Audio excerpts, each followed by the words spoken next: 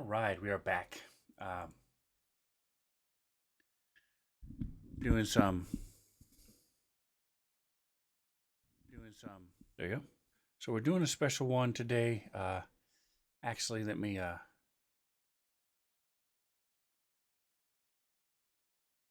change the mods and um, extensions. Boom. All right. So I had somebody reach out to me asking me what extensions and what mods I use for D&D. First extension you always need is Dubby. Good stuff. Great energy drink. Also, they do hydro. Dubby. Check them out. They're awesome.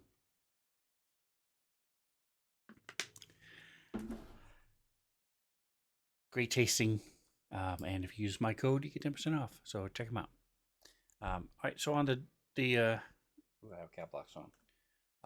My 4-year anniversary of being a Twitch affiliate. I'm answering this question of extensions and mods. So first of all, what is the difference between an extension and a mod? So when you're playing on Fantasy Grounds, if I want to have a certain dungeon with all the maps, somebody else wrote it, give me all the maps, all the monsters in it, all the pictures, all those things, that's a module. It's not a mod like other games where they change things. This is a mod is short for module when it comes to Fantasy Grounds. And so what that is, it's basically a story. It can also be things like certain monsters. If you just want a whole lot of monsters, they have modules about monsters. You want maps, things like that. Those are things you access in the game and use during the game as the dungeon master typically. An extension is actually similar to what a mod is in a normal video game. If you're using a mod, it changes how the game is played functionally. That's what an extension is. So an extension in Fantasy Grounds will do stuff like automatically determine if a thief has sneak attack, if the situation is right for a sneak attack, or if you cast a spell that lasts 3 rounds, an extension might automatically drop that spell after 3 rounds, or if things like that. That's what an extension does. Is it changes how the game is played. So the question is, why do you want modules? Obviously, a module is content, and so they're nice to have. You can also make your own modules, export them, and then use them again, or give them to your friends, sell them. An extension, the pros of having an extension is it makes your life easier as a dungeon master and as a player. Certain things that you do, it will automate those things for you and makes your life a little easier. The drawback, the con to an extension is every time the developers of Fantasy Grounds update things and change things, it might affect an extension you have. So the person who made that extension has to go back in and make sure that extension works. If it doesn't, then it might break and might get errors when you're playing if they haven't updated it. So that's the negative to it. Sometimes the people who make the extensions just disappear and they're never heard from again. So you have this extension that was great at one point and now it doesn't work anymore. So that's the background to what extensions and modules are in Fantasy Grounds. When I, as a dungeon master, go in to load my campaign, so say I want to do my my D&D game, you'll see here, this is the rule set D&D. If I go here, Starfinder. So they all have extensions. Again, the extensions change how the game is played, mechanically, how it works, how Fantasy Grounds works. You can see here, these are all the extensions that I have available, and there's a lot of them.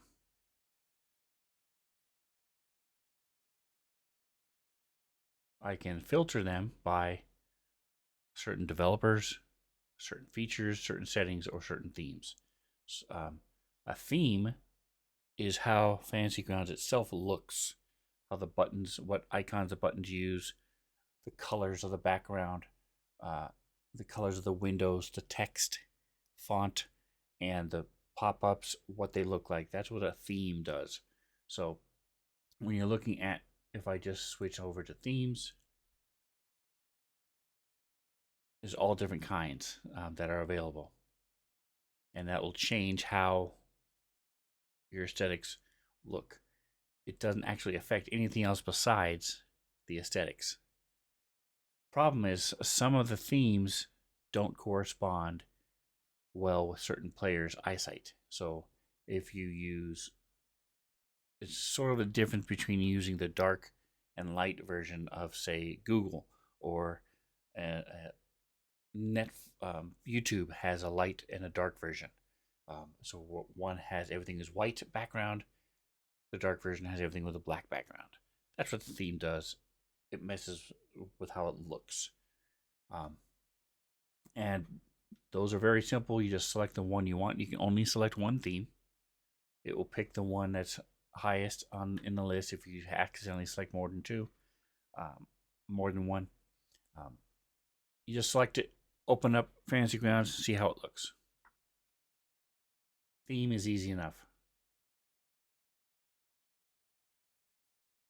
So this is all the extensions that I have running on my main Dungeons and Dragons campaign that I play with Drake Takes and his crew on Friday nights.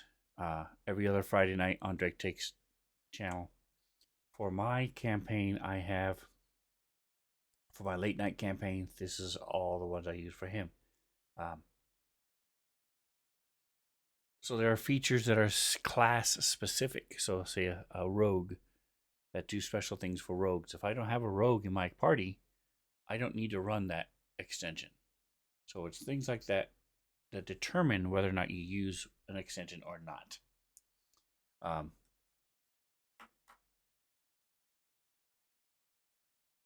The question was, which ones do I use and what do they do? So what I'm going to do is I'm going to go ahead and open this up. Let's start this. Now that you know how to turn them on, let's take a look while this is loading at where you get them. I get them from two main places. The DM's Dungeon Masters Guild is dmsguild.com. You can also go to, there's another one called, I just had it in my microphone bank. There's another website, has DriveThruRPG that's similar to this. I am not as familiar with DriveThruRPG. I have never sold anything through DriveThruRPG or purchased anything through DriveThruRPG. I just know it exists and it's similar to the Dungeon Masters Guild. What you want to do when you go to Dungeon Masters Guild, if you want to peruse their stuff, is you want to come over here and make sure that you're getting the correct things. So you want to Dungeon Masters Guild, as the name implies, is for Dungeons and Dragons. It is not. You won't find anything for Starfinder or Call of Cthulhu or Vampire the Masquerade, stuff like that. Is not on Dungeon Masters Guild. Tabletop Essentials is the I think is what we're looking for. I think they've changed it recently. Yes. Let's see. No, this is not. All right, so it's been a minute since I've been here, as you can see. Format. Here it is. Format. So you want virtual tabletop. Then you can go up here to product type and pick what you want. So let's say I was looking for cheats. Let's just go for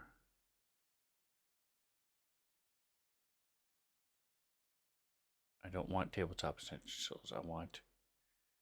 Is that how you get rid of it? Yeah. Sorry. So roll 20 in Fantasy Grounds, and you pick Fantasy Grounds. So now everything is. You see the by here it's.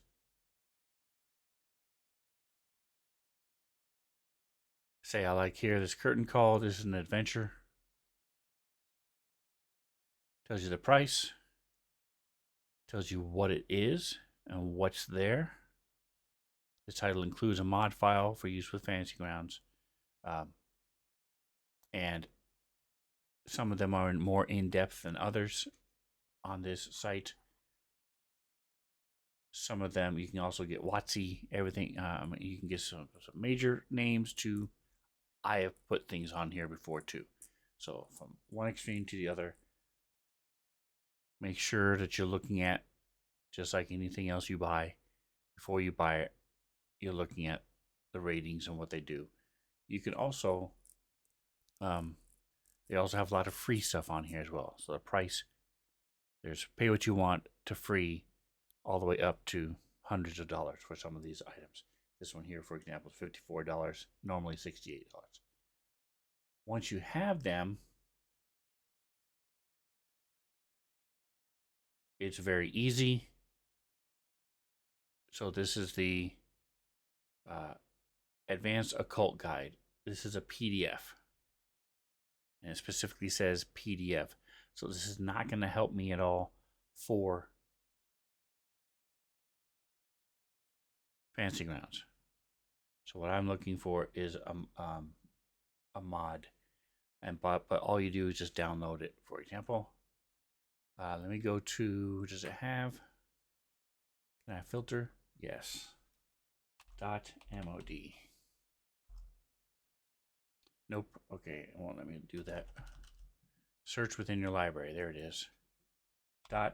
.mod. Remember, this is modules. Okay, it's not letting me do it here. Okay. Let me try Rob 2E.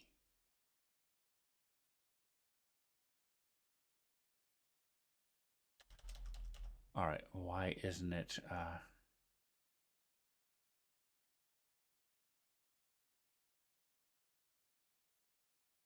Okay, it's showing me all the stuff for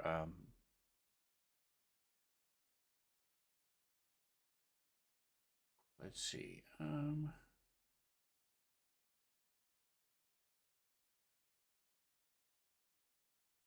may switch to the older interface so I can find something.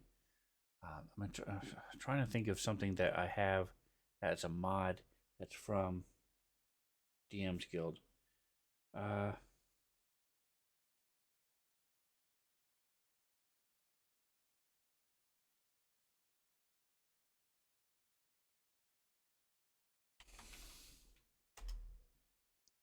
Here we go. All right, so Gracklestugh Map Volume 2 mod. Okay. You would click it, download it. It then shows you when it was last updated. This is important because you, unlike stuff from Fantasy Grounds, from Smiteworks, from the Fantasy Grounds portal, you have to check, make sure these are updated. So typically, what I'll do is I'll come in once a month or so, and I will click on when it was last updated, and see if anything's been updated within the last couple few weeks. If it has, just download it and overwrite it. A lot of these things aren't going to change. Things like this, the Out of the Abyss map pack, that may never change unless Fantasy Grounds comes up with something like Line of Sight. They may add Line of Sight to it, and then it's updated. However, if you have things like skills that are for all classes, every time they come out with a new book, they'll have to update it.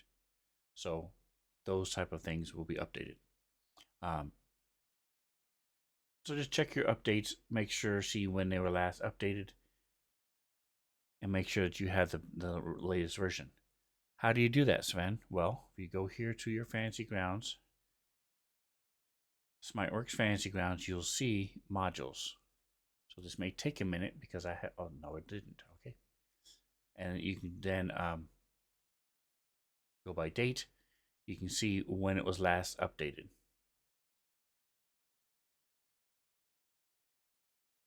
You can also, search and everything like that, and make sure that you have the most up-to-date version from DM's Guild. That's all there is to it. It's very simple. You download it to this location, to your mods. It'll then become, if you have Fantasy Grounds open at the time, you'll have to upgrade, leave Fantasy Grounds and come back in, run an update on Fantasy Grounds, and then your module will be available. Extensions are very similar in that you go to extensions, and it shows you the date that they're modified. Extensions are more game breaking. If I have a module that's not updated, that just means the information is out of date. It still runs, it still shows everything that's there before. An extension may cause errors to pop up, may break your game if it's bad enough, if you don't have the right updated version of the extensions. There are very few extensions on DM's Guild, although they are there. So the way of doing it is the same for both. That is DM's Guild and how that works. If you go to the Fantasy Grounds, they make it much nicer because Fantasy Grounds, like their main content, automatically updates. So anytime something updates, even if it's a third party, if I put something on Fantasy Grounds and then I update it, the next time you go to Fantasy Grounds, your little light will show, update Fantasy Grounds. When you update it, it will then update it for you. So it makes it much nicer. You don't have to go and check and see if you have the latest version, because you'll always have the latest version as long as you're updating Fantasy Grounds. You go here. There's a couple different places to buy it. So the store.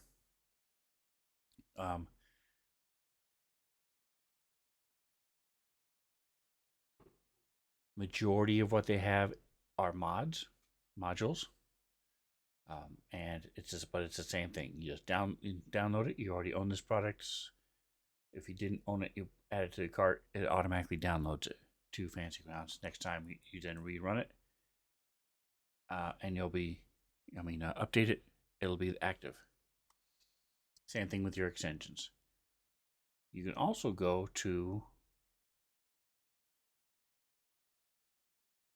so the store are major names, Wizards of the Coast, Troll Lord Games, things like that. The Forge are things that people have made. And so like here, Out of the Abyss, Chapter 1, Supplemental Maps. Set of 16 maps designed for Chapter 1 of Out of the Abyss campaign. They're not included with the AP in my interpretation. So it last updated today. And so, again, these could be anybody. So you want to check the ratings. You can also look for the person. So Grimlore has done a lot of things. So he has a lot of other, you can search by person here too. So if I typed Grimlore, I'll only see all the stuff that he's done. And you can see he has 27 pages worth of things that he's done. He's very prolific here in what he does. And you can see he has pretty high ratings. You can also reach out to them personally a lot of times. But just by clicking Grimlore, it'll tell you he has his their own stuff with on GrimPress and stuff. GrimPress has tons of stuff. So that's how you find them. Um, Again, the Forge has stuff for free, a lot of stuff for free actually. So you can sort it by price, you can sort it by who does it. If you're looking for something in particular, say like you want rogue stuff, you can type in or Starfinder stuff or D&D stuff, skills, stuff that help with combat. You can search through all these things and just and once you buy it, it's yours forever, and you can every time it'll automatically update. Um,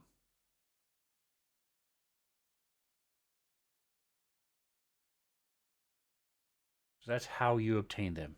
Let's take a look at some of the ones I use. Close this. Some of them were extensions that have then been Fantasy Grounds has then purchased from the creator, and they've now made part of their own. This is a prime example. This right here, the Remove Dead Hostiles, I know the person who wrote that. His name is Matakuri, right here. Matakuri. He wrote that extension, and Clear Dead, Matakuri. They have now talked to him and incorporated it into Fantasy Grounds. Sometimes they'll just do it their own way, different from the original creator, but everybody likes it so much that they'll do it certain ways. But that's one of the ones that we use. All right, give me just a moment here. Oh, never mind. It is spam. Spam, spam, spam, spam, spam.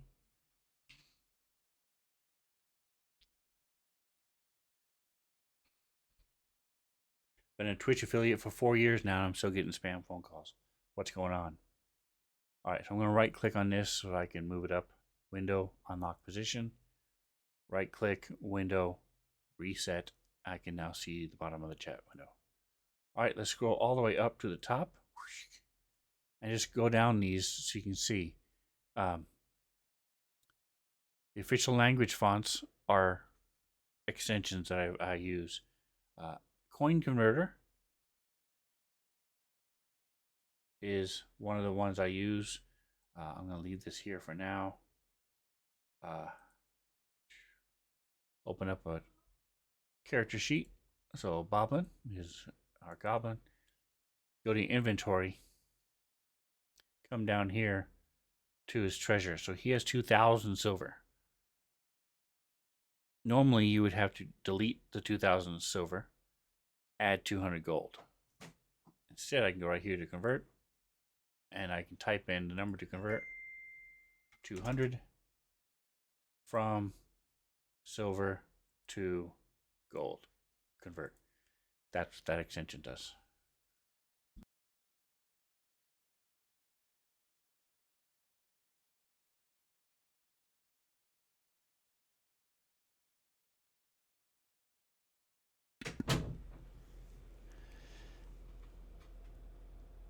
.5e modifier buttons down here.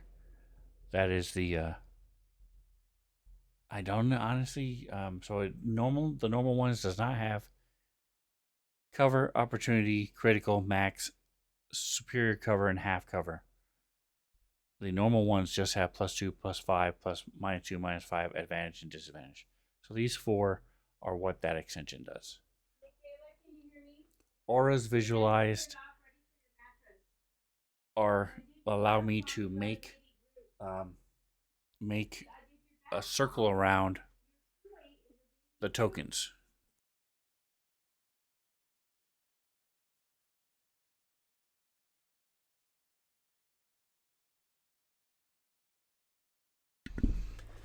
So when you have like a paladin's aura that gives a bonus to saving throws, you can set those up. PC threat range is one of my favorites. On the map, let me go to my Combat tracker again. I have a lot of things open, as you can see. Combat tracker. I will open up the map that Godin is in, because they're all on the same map. Okay, so that's an aura, by the way, that Godin has. And it actually automates what happens within that aura when you do it right. So the thing we're talking about now, the aura visualized, the PC threat range. When you, let's see, something small, he has a staff. There you go. So you see the white square around the token? That's showing you the threat range of that weapon. Here he has bullets. His rapier. He has a. Let me zoom out. That's the range of his sling. And all right, so it doesn't have a long range. Some weapons have two different ranges. I can't think of anybody who has a weapon that has two different ranges, but it'll show you both ranges if they do. So like here, you can see his range with crossbow. He has a reach because he's a bugbear. So his range is bigger. Yeah, so that's what that does. It's also the same for spells. So if he has, let's see, here it is.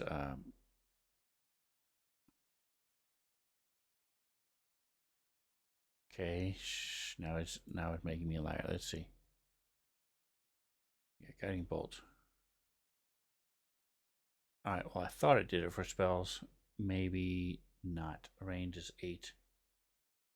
I mean, that's not the range. The range is 120 feet. Am I out far enough? Inflict wound is touch. Okay, I thought it did it for spells, but it may not be coded correctly, or something else may be going on. But it's really nice. He also has the same thing for NPC threat range. So my monsters, I can just put the cursor over their attack and it'll show me a circle. I don't have to count it out and see if anybody's within range. That's what that's for. Minimize this so I can bring it back up if I want. That's what the threat range is. Combat tracker open on turn. So when I go to the combat tracker, if it is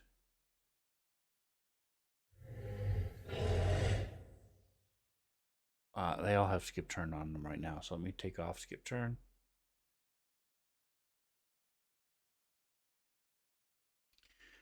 When it becomes his turn, it automatically opens up their NPC sheet for me. And when I leave, it automatically closes it. I can set it to where it automatically opens the PCs for me as well. I just don't have that set right now. Initiative, clear all initiatives.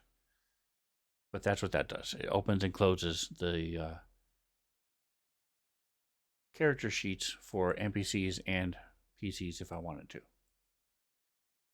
A lot of these have options as well, as you'll be able to see later. Like the threat range, I can change the color of, and I can also make it a circle or a square, depending on how the option I choose. Extension fonts, extended languages. So on here, the number of languages don't change. What changes is how it looks. So right now, if you type in Terran, Terran may not be the best choice because it does look different. Okay. That's what it looks like. If I want to change that, you go here to options, you go to languages.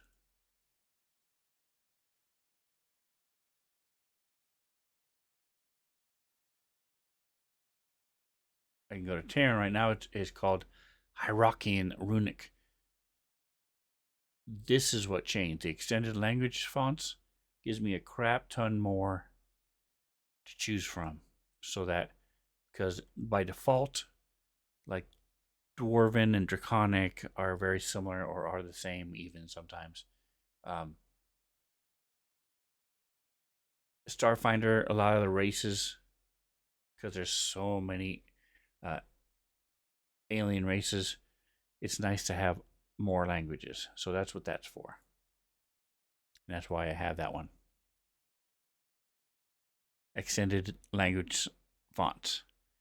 I also have sign language fonts, so you can it actually looks like sign language for my Starfinder campaign.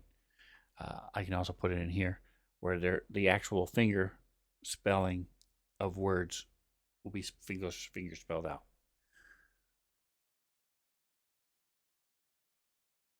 NPC and NPC threat range we talked about already.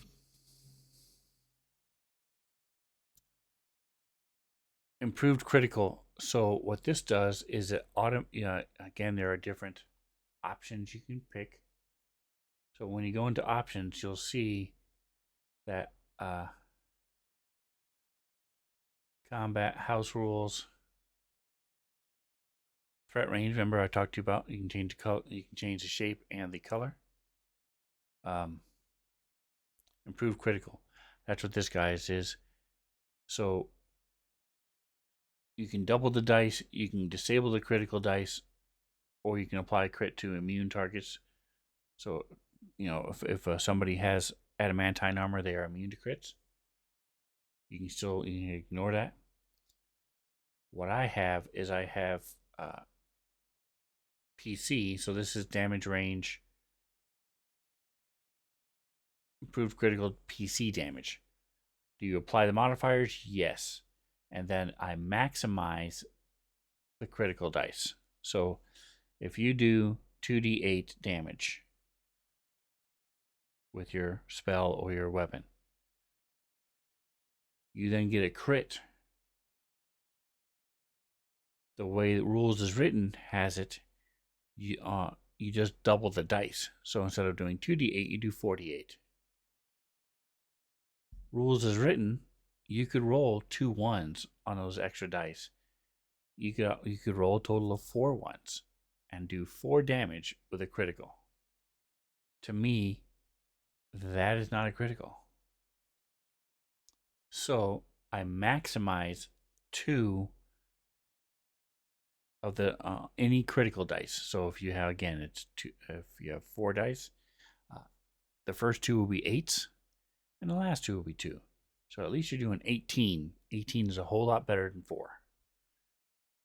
And then the same thing, damage effect and weapon dice are all maximized. Now, if you have a fireball, you're doing 66 damage. You could modify only the first one and make sure at least one of them is maxed. I say no, I do all of them. So that's what. Same thing with NPCs. Now I can choose. So you can have just your player characters or just your player characters or just your monsters have max damage or any of these things. So you have all these different effects, and that's all included in the TheoGeeks Improved Critical. And you can see here it works for 5e, Pathfinder 2, and Starfinder 2. Okay. Weather generator. That's weather. What the weather does is really nice. It goes to part of the party sheet. You now have a weather tab. And you have all these different initial conditions. And then how many days you want. Generate. Reset. You can output it to a story. Click on it. Boom. Now you have your story with your weather for the next 5 days. Um, those. So that's what the weather does. You can also change the location name. So that way, when you put it out to a story, you could change the name and have it generate for a different place, and it would generate it for a different place. Really cool. It's well done. I like having weather. Um, in my things, you can also just click on this one, and it'll automatically add it to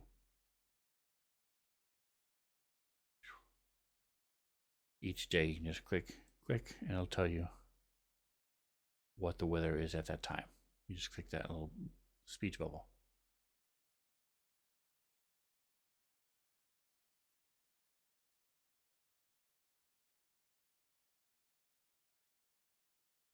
Extension sci-fi fonts loaded.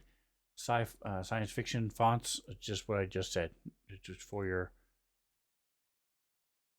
you want your abyssal to look really cool. You can use some of these sci-fi fonts. That's all that is. That's what that does. Change it. You can change your options for your languages. I like having a lot of options for my languages. Um, so M&M Core, Mad Nomad does a lot of them. He has filterable inventory. You can see here he has party combat stats, player journal, party combat stats upgrade. He has, and those are the ones I have. And then he has a lot more that are available. I would suggest going to Mad Nomad. If you look up any of his stuff under M&M, Mad Nomad, or in the Forge, you can then see links to his stuff. He has YouTube videos. He has more information on all of his stuff. Check out his stuff. So that actually I didn't know that was there. So that way you can see everything that he has and what they do. Some of them cost money. Most of them cost money. Some of them are free. Check out what his stuff does. The ones I use of him, I like the filterable inventory because my players are hoarders, and it allows you to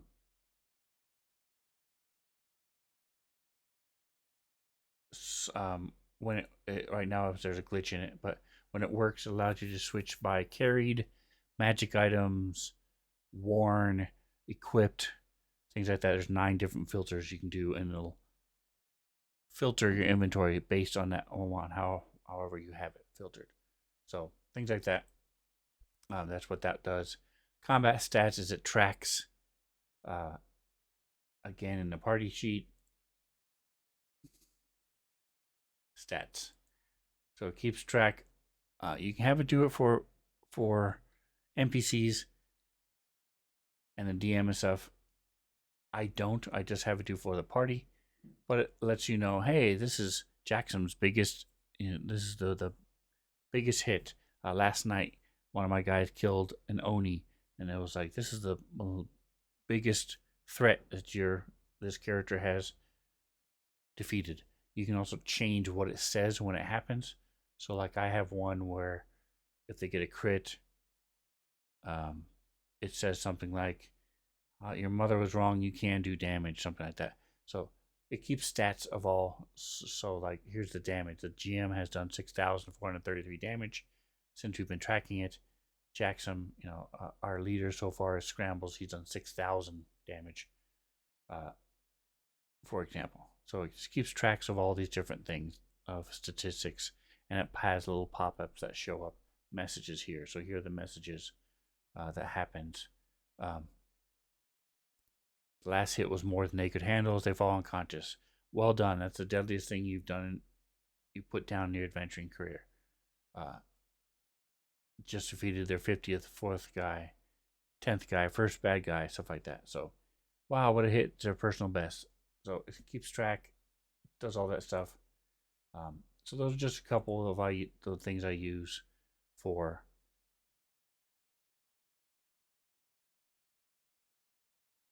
from Mad Nomad. Check out his stuff, and he goes, like I said, he has YouTube videos that'll explain exactly what they do, how to use them. So it makes it nice.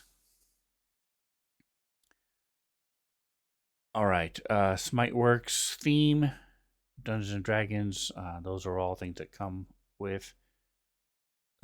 Those are just the D&D themes. So like you can see here, this is the new 2024 version theme. So like with this little thing here, the icons here, how this looks, those are all based on the theme I was talking about.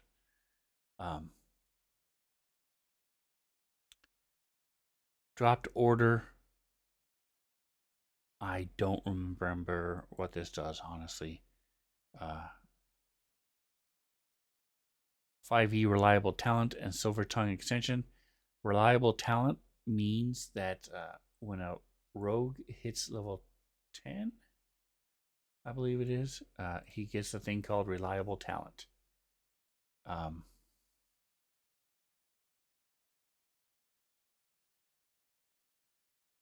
Maybe it's 11.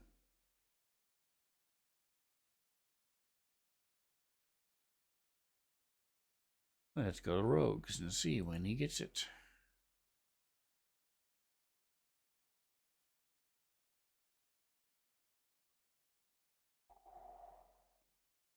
11th level, reliable talent. What that does, refine your chosen skills until they reach perfection. Whenever you make an ability check that lets you add your proficiency skills, you can treat a roll of 9 or lower as a 10. So anything that he is proficient in, anything that he has a star in, he cannot roll a 9, a 9 or lower. Reliable talent does that automatically. It just knows he's level 11 rogue and will automatically, if he rolls a 2 for acrobatics check, it will become a 10. So it makes it really nice. Silver Tongue is similar. It's another thing that the rogues do, and it automatically does it for it. Automatic mirror image. So what that does is when you use mirror image spell, it tracks it in your on the combat tracker. If somebody hits you, it then automatically rolls to let you know whether or not you hit the person or the image, and it will then delete one every time you get hit. Automatic pack tactics is similar to pack tactics. If a kobold or a player who is a kobold or wolf also have pack tactics, they get advantage if they're adjacent, if one of their allies is adjacent to their target.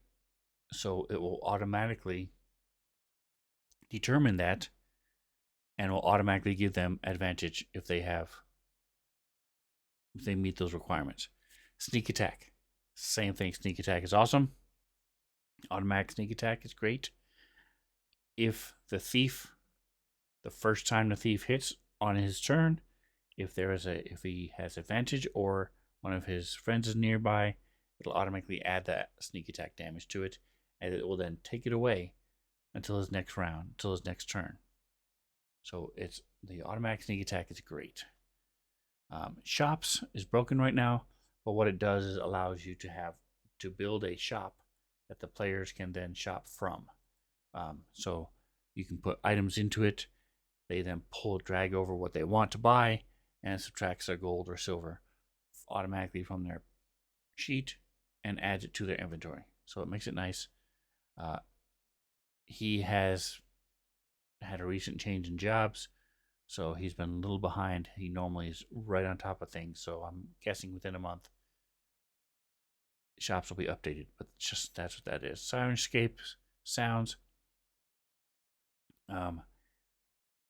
allow, so if you just have Sirenscape by itself and do what Fantasy Grounds offers, some of your spells, some of your attacks from the player's handbook, things like that, weapons and things will all work just fine. The Syrinscape, created by Matakuri, has more than 10,000 different sounds. So there's a lot more all-inclusive, a lot more different things than what comes with the basic one. Again, there's a whole video that he has made. And you only have to do it once. Once you set it up, you set it and forget it. NPC Flavors is one of my favorite extensions of all time.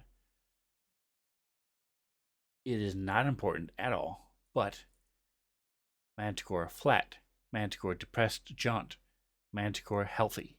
So instead of having 1, 2, 3, 4, 5, it adds up to 3 different. So like here, Pleasantly Slouched. It adds flavor to the anytime you have multiple monsters. You can change how often it does it, and how it appears. You can change all those things to it. Those are options within that show up now on for the NPC flavors. The chance, enable them, and you can do it by type. You can also have, if they're not ID'd, instead of just having unidentified monster, it now or unidentified, it has ARG monster for me. You can change it to default, unknown, unknown, undead, unknown, beast, or just beast, and then but I like ARG monster. Effective initiative. I don't know what that does. I have not messed with it. Leverage requested roles. PCs and pets. All. Yeah, I don't know what that does. Honestly, it's not sure. It may include. Yeah, I don't know. Pets. Pets is awesome. What Pets does is allows your players to control their pets, or pretty much any NPC. So right now, for example, Godin, our cleric, they found a flesh golem, and it now follows them and is under their control.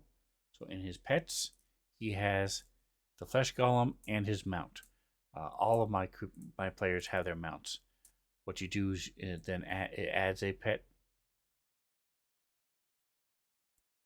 tab, and then once you add the NPC here as a DM, you then drag it to the combat tracker, and then that player whose role controls Godin can then move that NPC around the map, can open up the NPC sheet, draw attacks and damage spells directly from their sheet.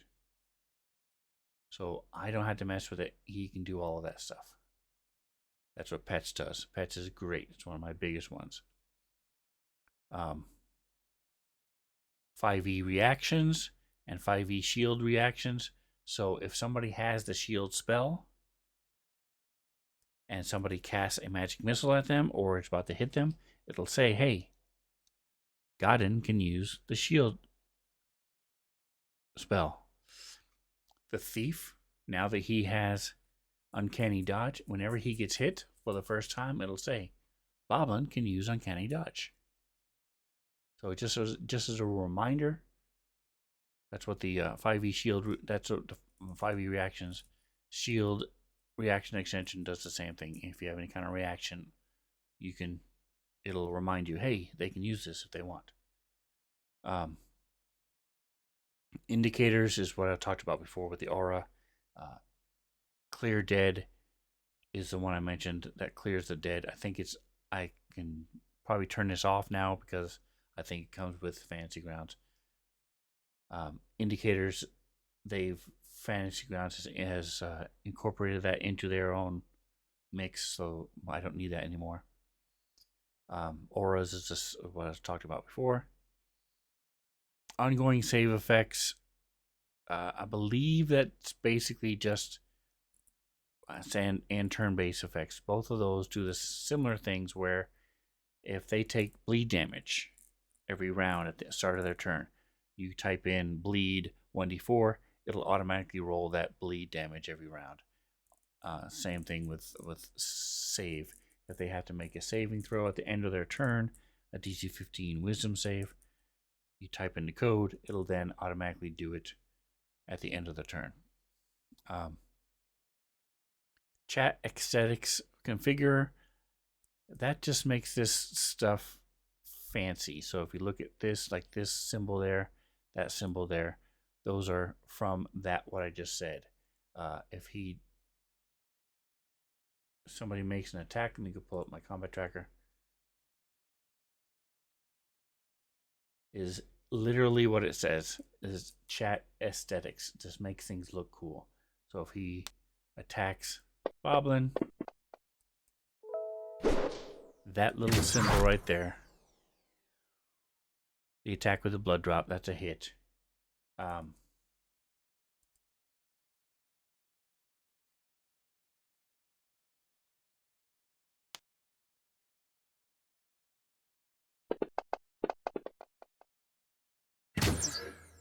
That swing with the little air, that's a miss. So that's all that does. See, remember what I just talked about? Boblin can use uncanny dodge against this attack. That's what the reminders does. That's it. So that's Drobs or Drobies. Chat aesthetics configure is what that does. Stealth tracker. So I have a thief. So if he rolls on his turn, he goes stealthy. It knows, okay, he got 27 stealth. So Boblin, 27 stealth is hidden from these 3 manticores, these 3 people. Passive perception, it tells you what their passive perception is. Then if he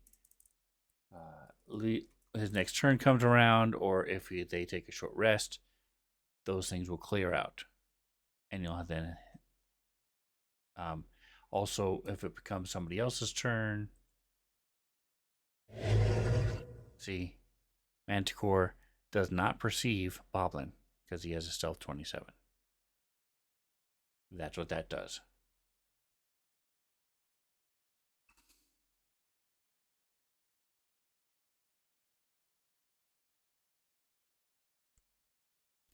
All stealth effects delete on combat reset, like what I just did, takes it away.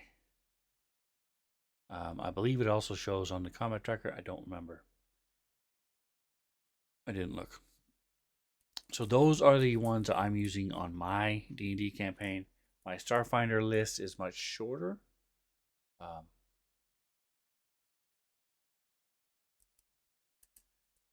But the concepts are the same for Starfinder and D&D. When you hit here, you go to, so for example, the ones I'm doing this week is Horizons. The extensions I'm using, the chat aesthetics. So again, just how fancy it looks. Clear dead, open on turn for the NPC sheet will open up and close. Indicators. I don't need this anymore because Starfinder Fantasy Grounds does it themselves. Requested roles. That one I didn't show you, but that one, because it didn't show up in the list. But that allows you to, that's a big one I like a lot. It allows you to request a roll. So if you want all the party to make a dex save, you can select who you want to make it. You put the difficulty check down here, the DC, click initiative roll, and it'll pop up right in the middle of their face and say, make this roll. So you can do it for a lot of different things. The deck of many worlds, locations, sounds. Turbo is great. It's just helps things run faster. I honestly don't know how much it works. It seems to work really well. I don't have as many pauses. I don't have as many slowing. Things don't slow down as much, and I'm almost positive it's free. So that's an extension you can look for. These are all from the Forge as well, by the way. Weather generator we talked about. The theme I'm using is the leather one, extended language, sign language, and sci-fi fonts. So you just have to check and make sure whether or not it works for 5e. Savage World, for example, I have a Savage World. You can see a lot of these don't work for Savage Worlds because it's a totally different thing. It's not a. Some of them do, some of them don't. So it's just a matter of looking to see which ones will work for Savage Worlds, which ones won't. So that is the down and dirty on extensions and modules. This will be in YouTube. If you have questions on any of those, if you want to see how I got them again, how you access them. Modules, I didn't show you modules. Let me show you that real quick. If we go to, so I'll just pull up my Horizons, my Starfinder. So extensions, I just showed you that list. You have to come out, turn on the extensions. If something is breaking it, sometimes you can tell from the message that pops up what is trying to access, and it might say requested roles or Mad Nomad's thing or Matakuri's Clear Dead.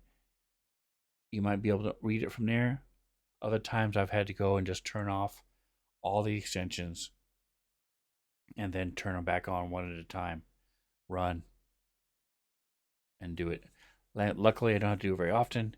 The people with Fantasy Grounds and the people who make this stuff, especially if they sell it, try to do their best to keep things rolling and keep it up to date so more people will buy it.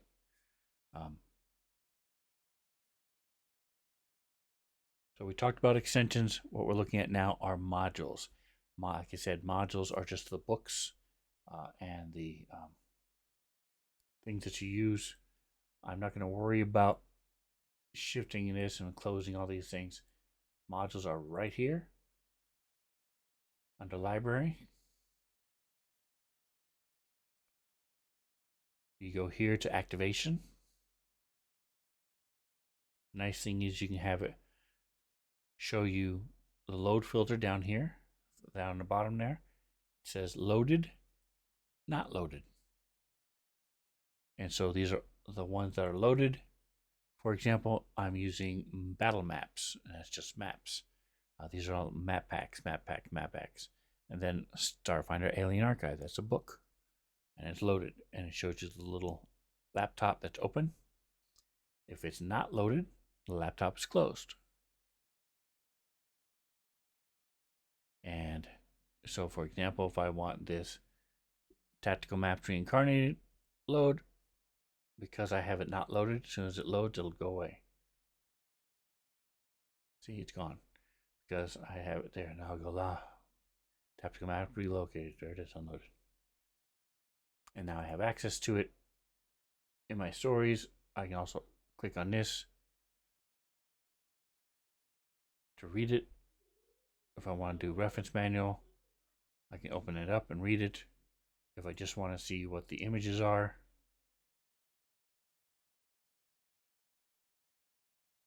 so that's how you access your modules. It's very simple once they're in the folder.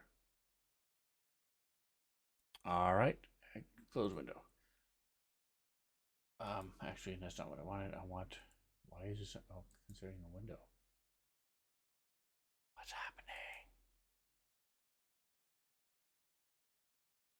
All right, so thank you for hanging out, guys. If you have any questions about modules or extensions that wasn't answered here, feel free to leave a comment below, and I'll do my best to answer them. That's how this started. Why this long,